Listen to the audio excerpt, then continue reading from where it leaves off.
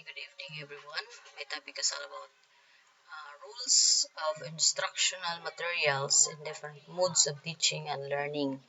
So, what we call about these rules? So, yung mga magagawa daw ng instructional materials in the modes of teaching and learning. So, what is this? So, we have the objectives at the end of the discussion. You should be able to identify the three major variables: the learner, task, and media characteristics, or to be able to consider when selecting, developing, and evaluating instructional materials. Number two, cite the three components of instructional materials required to effectively communicate educational messages.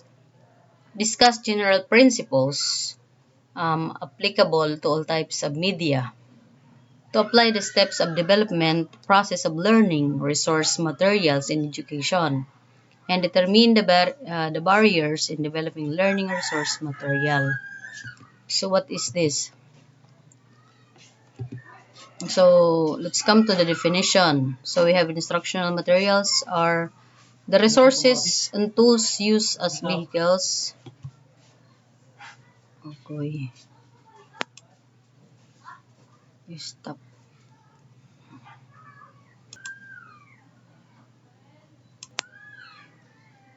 Okay, good evening everyone. My topic is all about the rules of instructional materials and the different moods of teaching and learning. So it's on chapter 4. So as a teacher, what is the rules of instructional to us? So as a teacher, these materials is or IMs is the things that we can convey our learners to motivate them to listen, to be attentive in our school discussion. So let's proceed to, at the end of the discussion, you should be able to identify the three major variables: learner's task and media characteristic, to be able to consider when selecting, developing, and evaluating instructional materials. We have three components of instructional materials are required to effectively communicate educational messages. So number 3, discuss general principles applicable to all types of media. All types of media. Then to apply the steps of development, process of learning, resource material in education.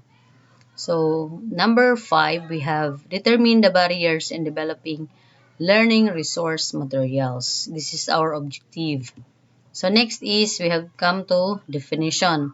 So instructional material are the resources and tools used as vehicles to help communicate the information.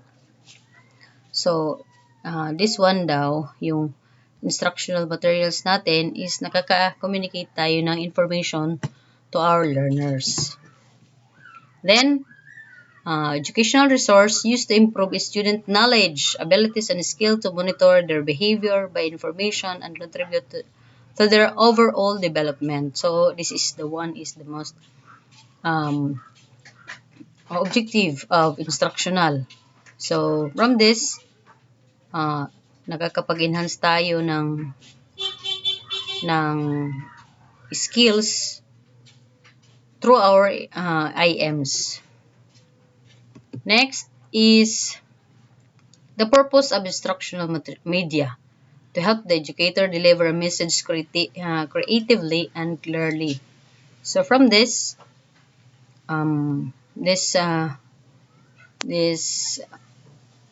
the media, kapag give tayo ng message to our pupils, assist learners in gaining increasing awareness and skills as well as retaining more effectively what they learn. So from IMs, natututo sila kung ano yung mga gagawin nila, nalilearn, magkakaroon sila ng advanced knowledge, then magkakaroon sila ng experiences. Next, stimulate the learner's bodily senses. So from that, ano nila yung From our IMs, natututo sila ng mga gumalaw, gumamit ng kanilang senses, also the common sense. Next is help clarify abstract or complex concept.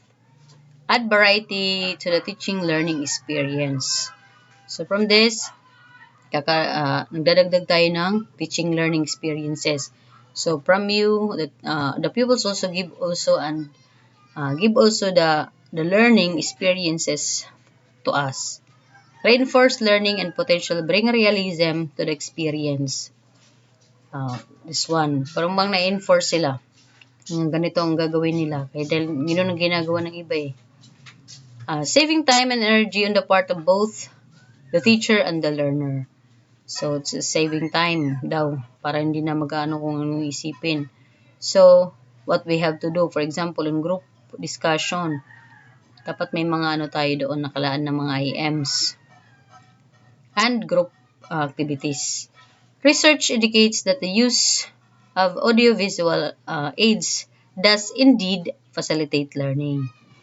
Yes. Next, the teacher must be familiar with media content before a tool is used. Dapat alam ng teacher paano gumamit ng media and the content of the media. Print and non-print materials do change learner behavior by influencing, again, in cognitive, affective, and psychomotor skills. So, from our non-print material daw, ang tayong psychomotor skills nila. For example, procedures ng pagluluto. So, they can do it by just following them. No one tool is better than another in enhancing learning. So, wala pang pinaka mas yung IMs daw natin, parang mahirap mag-isip kung yung gagamitin na IMs. Pero we are going to try what we have to para lang ma-enhance natin yung learning skills ng mga bata. Next, the tool should complement the instructional method. So, yung ano daw natin, yung tools na gagamitin, medyo yung iba, kailangan daw ng instructions. Like for example, ng pala. So, yung pala gagamitin sa paghukay. Hindi yung gagamitin sa pagpuputol ng isang kahoy. So, you are going to put an instruction on them. Next, the choice of media should be consisting with subject content and match the task to be learned to assess the learners in accomplishing predetermined behavioral objective. So, kailangan natin pumili talaga kung anong media ang dapat nating gamitin. For example, today, ano ba yung dapat nating gamitin na media? Maganda ba yung radio? Maganda ba yung TV? Kung walang TV sa bahay, radio, medyo ano ang dapat nating gawin? Kung wala namang radio, TV naman ang meron. So, pipili tayo which is match to the predetermined behavioral objective of the learner. Next is the instructional material. Should reinforce and supplement, not substitute for the educator's teaching effort. So, kailangan may effort din yung teachers and the learners. Hindi daw mabubuo yung IMs mo kung walang educators effort. Next is media should match the available financial resources. Of course, hindi ka maghahangad ng projector. Wala ka naman palang pambili. Pwede ka lang munang gumamit ng calendar at the back. Pwede yung gamitin na IMs. Next is instructional aid should be appropriate for the physical consideration and the learning environment such as the size and seating audience, space, lighting and display, hardware, delivery mechanism available. So yun, kailangan din natin ng space, ng audience, ng hardware, ng lightnings, yun. Next is, we have to, media should complement with sensory abilities, development stages, and educational level of intended audience. Yun. Para dun sa mga bata daw. And for the education purposes. The message imparted by instructional material must be accurate, valid, authoritative, up-to-date, state-of-the-art, appropriate and biased and free and of any intended messages. So, ibig sabihin, wala daw hindi na tayo nagbabayas sa iba. For example, pipili lang tayo na maganda ang ganitong bagay, pero sa iba mali pala, hindi pala tama. So, you are going to put the unbiased on part of your instructional materials. And up to date, of course. Next is the media should contribute meaningfully to the learning situation by adding diversity and additional information. So yun, tingnan daw natin yung diversity ng ating mga learners.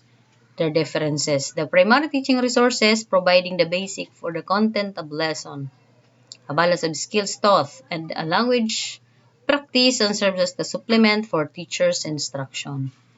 So, ang instructional materials daw ay nagbibigay sa ng skills, ng language, and it can be supplement to the teacher's instruction kapag dagdag ng talino or knowledge on the part of the learners. Next, like for example, this general principles. Under the general principles, we have the learner, media, and task. This learner should be able to know your audience, kung anong kanilang kainaan, anong kanilang mga needs. Then the media, what kind of media we are going to use. Then the task characteristics by or defined by the predetermined behavioral objectives. So, kung saan sila medyo active. Okay, next is delivery system. So, there are the three major components of instructional material. We have delivery system, we have the content, and we have the presentation. So, this delivery is independent of the message. So, paano natin i-deliver sa kanila? Through the radio, to the board, to the flashy card, to the TVs, to the computers. What kind of media we're going to use? In hardware, software, what kind? So, this videotape. So, next is content. What is inside of IMs you've been actually trying to impose or teach them? The content or message, actual information is communicated to the learners. So, this is information presented accurately. Is medium chosen appropriate to convey particular content? Is this readability to the materials appropriate for the audience to accomplish a given task? So, yan ang ating daw tatanungin sa ating sarili. Kung paano natin yung pipresent yung ating mga IMs. Next is presentation, development process. So, learning progression, support the creation of instructional framework. So, kailangan daw natin ng creation in making the instructional or a framework. Next is, under the presentation, we have review curriculum. This means make notes on idea for teaching materials in order to teach the skills and knowledge listed in the curriculum syllabus. Create the teaching material that are relevant to the curriculum for the syllabus to teach. For example, today we have simplified codes for teaching. We have to consider the WH question. Who the learning resource is for. What the learning resource is designed to do. How the learning resource will be used. Where the learning resource will be used. Or possible mediums to be used. Okay, it's under for presentation. Next is pin down note. Make notes on the basis of the following. By class, by student, or by the label of the student. For example, this one. Characteristic of the learners. We have to consider their characteristics and what are the levels of their knowledge. Prior experience or knowledge, skills, competency profile. Kung mahina siya, medyo di siya nakakabasa ng reader. Range and response to previous learning experiences and yung mga experience niya before. Level of education, kinder, or grade 6, grade 5, or grade 4. Socioeconomic background, ano sila sa bahay nila, or what they have been. Ano sila, rich, or medyo ano sa buhay. Then age and gender, medyo shy yung girl, the age, kung ano na siya, overage or underage pa siya. Then, cultural and ethnic background, kung medyo ano siya, mayroon silang mga groups of ethnic. Next, disability of learning support needs. Ano ba yung mayroon silang mga bata? May, ano ba siya? Hyper. Preferred learning styles. Ano ba yung preferred learning styles niya? Gusto ba niya yung kumakanta habang nagdo-drawing? These are learning styles. Motivation for learning. What kind of learning has to learn?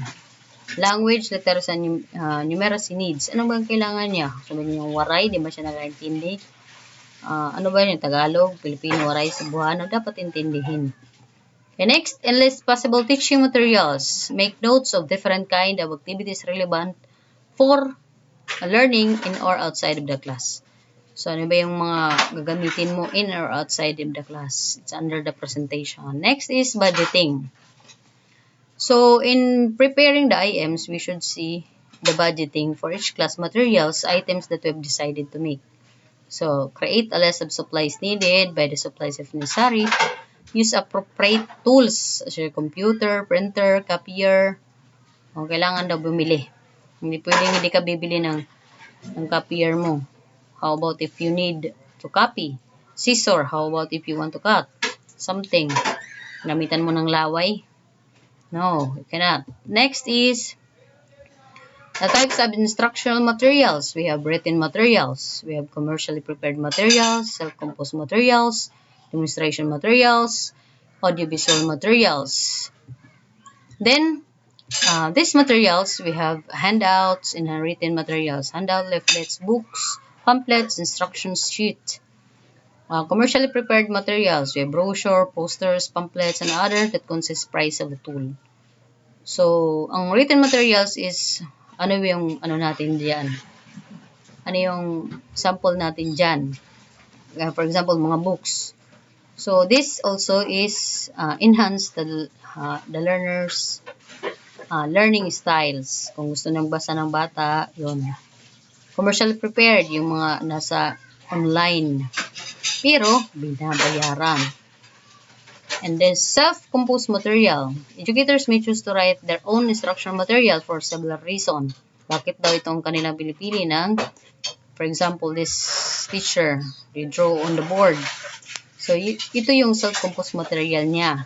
So, the reason is cost-saving need or kailangan niya ng iba yung klase ng needs ng bata. Hindi pwedeng mas maganda yung ginawa mo.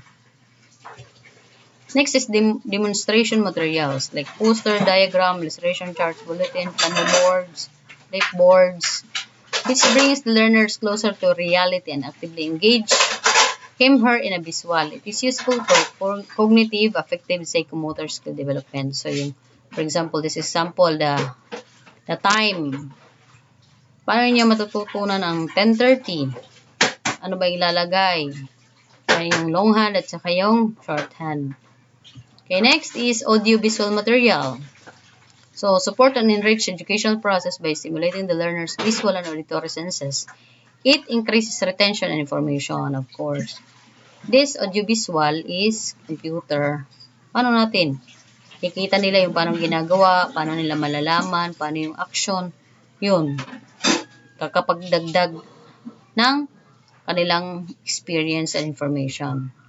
Next is, under the presentation, we have E, the selection of appropriate idea.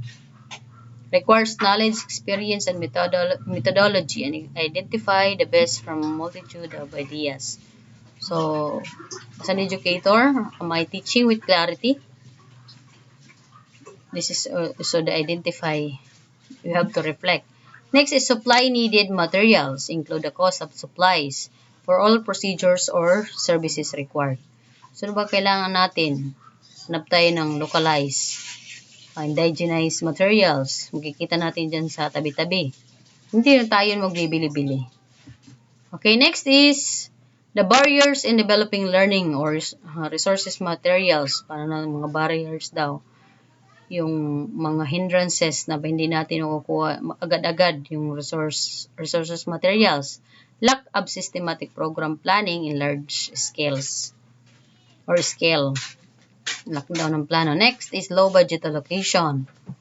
Siyempre, kulang pang-load para maka-internet. Next, inadequate training for teachers and facilitators. Of course, hindi tayo makakapag-training ng actual and hands-on. It's because of this pandemic. Next is selection system of teachers. Community mobilization plan for resources generation at the local level. So, for example, in a parplang area, wala ang dagat. Paano natin gagamitin yung ating IMs? Walang dagat, hindi lang maintindihan ng dagat. So, anong gagawin natin? Gamit na lang tayo ng rivers, mga swamps doon. Yun ang ating ano muna sa IMs natin. Pang-proxy, pan-replacement. Okay, that's all. Thank you and goodbye.